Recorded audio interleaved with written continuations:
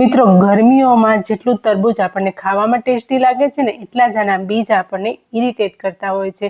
તો ઇરિટેશનનું સોલ્યુશન લઈને આવી છું. તો સૌથી પહેલાં તરબૂચને ધોઈ લેવાનું છે, 2 કલાક માટે ફ્રીજમાં મૂકી અને ઠંડુ થવા દેવાનું છે. અને પછી આપણે તરબૂચના આગળ પાછળના બંને સાઈડના ભાગ કાપી લેવાના છે, એટલે કે ચારેય બાજુના આપણે આવી રીતે કટ કરી દેવાના છે. અને પછી સાઈડના ભાગ પણ આવી રીતે આપણે કાઢી લેવાના છે, એટલે ટોટલી એની પૂરી છાલ આપણે કાઢી લેવાની છે. ને અત્યારે હું જે સોલ્યુશન બતાવું છું ને બીજ કાઢવાનું, એ તમે એક વખત જોઈ લેશો ને પછી તમે નાના બાળકોને આપવું હોય કે મોટાને આપવું હોય અથવા તો તમારે પણ ખાવું હોય ને, તો એકદમ ઇઝી તમે આ જ મેથડ અપનાવશો, એ મારી ગેરંટી છે.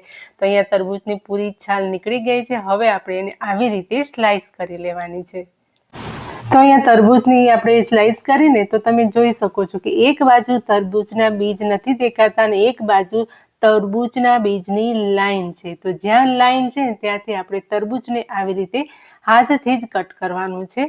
તો બધી જ આપણે સ્લાઈસ છે ને એને આવી રીતે જ્યાં જ્યાં બી છે ને ત્યાંથી જ આપણે આવી રીતે કટ કરવાનું છે. હાથથી, ચપ્પુથી નથી કરવાનું, હાથથી કરવાનું છે. અને પછી તમારે આવી રીતે બીજને કાઢવાના છે. એકદમ આસાનીથી બીજ નીકળી જશે, કેમ કે અંદર બીજે બીજ નથી હોતા, બીજની લાઈન જ આમ કરેલી હોય છે. તો સરળતાથી તમે બધા જ બીજ આવી રીતે કાઢી શકો છો.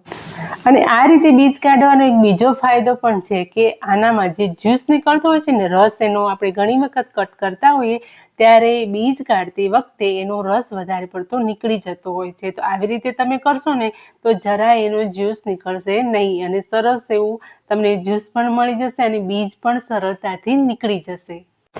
તમે જોયું કે મેં તરબૂચની પૂરી છાલ ચારો બાજુથી કાઢી હતી, પરંતુ તમને જો એ ના ફાવતું હોય ને તો તમારે શું કરવાનું, તરબૂચના વચ્ચેથી 2 ભાગ કરી દેવાના.